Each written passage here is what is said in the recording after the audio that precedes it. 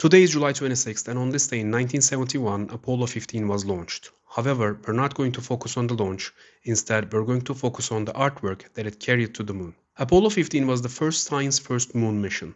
With Apollo 11, mankind stepped on the moon for the first time, and with Apollo 12, 13, and 14, NASA tried to make this journey a regular one. While Apollo 12 and 14 were successful, Apollo 13 was cancelled halfway due to a blast in its oxygen tank. And you might remember this with the phrase, "Houston, we have a problem." Hey. This is Houston. Say again, please. Houston, we have a problem. NASA had different plans for Apollo 15. They thought that astronauts would spend more time on the face of the moon, carry out some experiments, scan a wider area, and then return back home.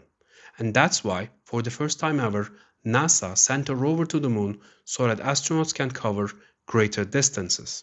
However, Apollo 15 carried something much more interesting than the rover.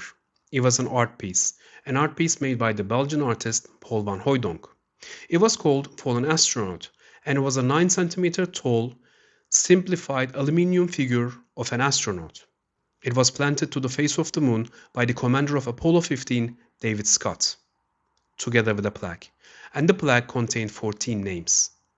8 astronauts and 6 cosmonauts, who selflessly carried out space missions and died either during the mission or afterwards. It was planted to the moon to remember those who lost their lives but helped us immensely in our space research and space journeys and technological advancements, and the piece is still there since 1971.